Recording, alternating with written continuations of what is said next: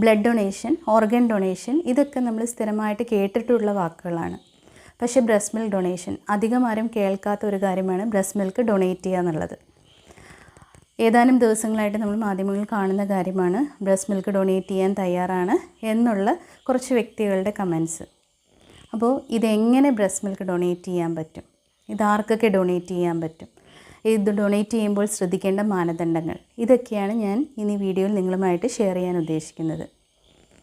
Breast milk കൂടുതലുള്ള അമ്മമാർ, അതായത് അവരുടെ കുഞ്ഞുങ്ങൾക്ക് പാല് കൊടുത്തതിന് ശേഷവും ധാരാളമായിട്ട് എക്സ്ട്രാ ആയിട്ട് മിൽക്കുള്ള അമ്മമാർക്ക് ബ്രസ്റ്റ് മിൽക്ക് ഡൊണേറ്റ് ചെയ്യാം.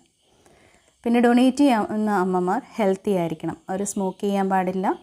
അതുപോലെ തന്നെ ആൽക്കഹോൾ എടുക്കുന്ന അമ്മമാർക്കും അതുപോലെ തന്നെ മറ്റുള്ള മെഡിസിൻസ് കഴിക്കുന്ന അമ്മമാർക്കും ബ്രസ്റ്റ് മിൽക്ക് ഡൊണേറ്റ് ചെയ്യുക എന്നുള്ളത് പോസിബിൾ അല്ല. ഇത് ബ്രസ്റ്റ് മിൽക്ക് നമ്മൾ എങ്ങനെ എടുക്കണം? ബ്രസ്റ്റ് മിൽക്ക് എടുക്കുന്നതിന് ബ്രസ്റ്റ് പമ്പ് വഴി എടുക്കാം. ഇത് എങ്ങനെയാണ് നമ്മൾ സ്റ്റോർ ചെയ്യേണ്ടത്? ഇത് ബ്രസ്റ്റ് മിൽക്ക് എടുത്തതിന് ശേഷം അപ്പോൾ തന്നെ ചെറിയ ബ്രസ്റ്റ് മിൽക്ക് സ്റ്റോർ ചെയ്യുന്ന സ്റ്റോറേജ് ബാഗുകളുണ്ട്, അതിൽ സ്റ്റെറൈലായിട്ട് തന്നെ എടുക്കാനായിട്ട് ശ്രദ്ധിക്കുക. ബ്രസ്റ്റ് മിൽക്ക് ബാങ്കുകൾ വഴി കിട്ടുന്ന ബ്രസ്റ്റ് മിൽക്ക് നമ്മൾ കൂടുതലായിട്ട് ഉപയോഗിക്കുന്നത് പ്രീ ടൈം ബേബീസിനാണ്. കാരണം പ്രീ ടൈം ബേബീസ് എപ്പോഴും ഇൻഫെക്ഷന് റിസ്ക് കൂടുതലുള്ളവരായിരിക്കും. അവർക്ക് ഫോർമുല ഫീഡിങ് കൊടുക്കുക എന്ന് പറഞ്ഞാൽ അത് ചിലപ്പോൾ അവർക്ക് ഉദരസംബന്ധമായിട്ടുള്ള അസുഖങ്ങൾ വരാനായിട്ട് ചാൻസ് ഉണ്ട്.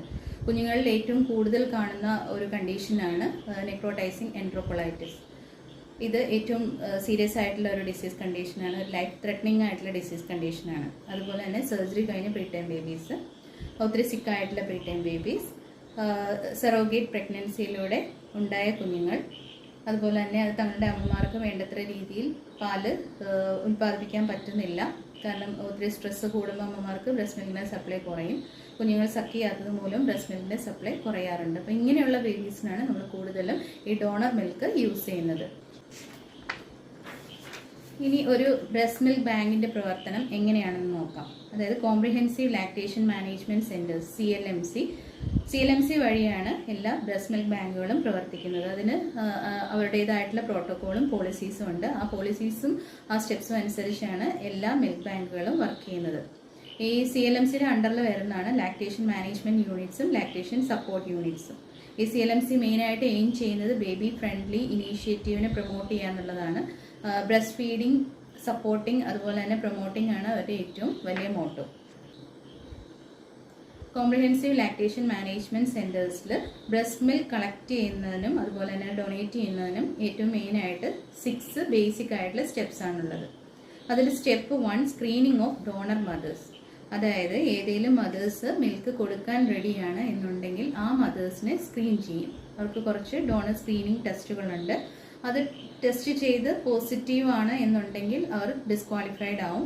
ടെസ്റ്റ് നെഗറ്റീവ് ആണ് എന്നുണ്ടെങ്കിൽ അവർക്ക് ഡോണർ രജിസ്ട്രേഷനിൽ ഫില്ല് ചെയ്യാവുന്നതാണ്. അതുപോലെ തന്നെ സെക്കൻഡ് സ്റ്റെപ്പാണ് മിൽക്ക് കളക്ഷൻ. മിൽക്ക് കളക്ട് ചെയ്യുന്നത് ബ്രസ്റ്റ് പമ്പ് വഴി കളക്ട് ചെയ്യാം. അത് സ്റ്റോർ ചെയ്യുന്നത് ബ്രസ്റ്റ് മിൽക്ക് സ്റ്റോറേജ് ബാഗുകളുണ്ട്. സ്റ്റെറൈലായിട്ട് തന്നെ കണ്ടാമിനേഷൻ ഇല്ലാതെ പ്രോപ്പറായിട്ടുള്ള രീതിയിൽ തന്നെ അത് സ്റ്റോർ ചെയ്യാം. സ്റ്റോർ ചെയ്യുമ്പോൾ ശ്രദ്ധിക്കേണ്ടത് കണ്ടെയ്നറിൽ ഫുള്ളായിട്ട് ആകാതിരിക്കുക. അതായത് ഒരു 3/4 ഓഫ് ദി കണ്ടെയ്നർ മാത്രമാണ് നമ്മൾ ഫില്ല് ചെയ്യുന്നത്. കാരണം മുകളിൽ കുറച്ച് സ്പേസ് ഇടണം. അത് ഫ്രീസറിൻ്റെ അകത്ത് വെക്കുമ്പോൾ എക്സ്പാൻഡ് ചെയ്യാൻ ചാൻസ് ഉള്ളത് കൊണ്ടാണ് 3/4 മാത്രം ഫില്ല് ചെയ്യുക എന്ന് പറയുന്നത്. Step 3 processing of donor human milk. ഇത് 3 ആയിട്ടാണ് നമ്മൾ ചെയ്യുന്നത്. ഫസ്റ്റ് പ്രീ പാസ്ചറൈസേഷൻ സ്റ്റോറേജ്, രണ്ടാമത്തേത് പൂളിങ്, മൂന്നാമത് പാസ്ചറൈസേഷൻ. ഇത്രയും പ്രോസസ്സിങ് ചെയ്തതിന് ശേഷം സ്റ്റെപ്പ് 4ലേക്ക് പോകും. അതായത് testing of donor human milk. നമ്മൾ ഓൾറെഡി പാസ്ചറൈസ് ചെയ്തിരിക്കുന്ന മിൽക്കാണ്.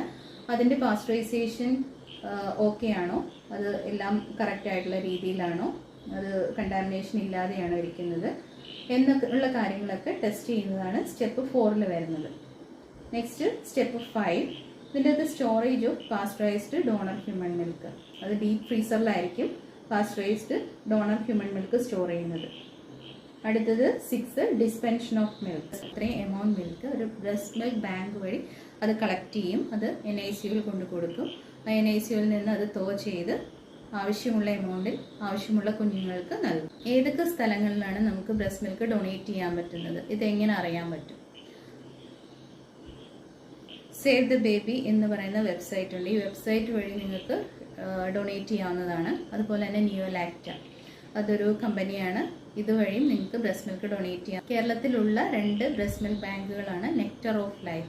അത് പ്രവർത്തിക്കുന്നത് എറണാകുളം ജനറൽ ഹോസ്പിറ്റലാണ്. പിന്നെ അതുപോലെ ജൂബിലി മിഷൻ ഹോസ്പിറ്റൽ തൃശ്ശൂർ, അവിടെയും ഒരു ബ്രസ്റ്റ് മിൽക്ക് ബാങ്ക് ഉണ്ട്. അപ്പം നിങ്ങൾക്ക് എന്തെങ്കിലും ബ്രസ്റ്റ് മിൽക്ക് ഡൊണേറ്റ് ചെയ്യണം എന്നുണ്ടെങ്കിൽ ഇതുവഴി നിങ്ങൾക്ക് കോൺടാക്റ്റ് ചെയ്യാവുന്നതാണ്. ബ്രസ്റ്റ് മിൽക്ക് ഡൊണേഷൻ എന്ന് പറഞ്ഞാൽ അതൊരു കാരുണ്യ പ്രവർത്തനം തന്നെയാണ്. അതിലാരും സോഷ്യൽ സ്റ്റിഗ്മ വിചാരിക്കേണ്ട കാര്യമില്ല. ഡൊണേറ്റ് ചെയ്യുന്നതും അതുപോലെ തന്നെ സ്വീകരിക്കുന്നതും ഒരിക്കലും നാണക്കേടായിട്ട് കരുതാതിരിക്കുക. നമ്മുടെ ബേബീസാണ്. Save the babies.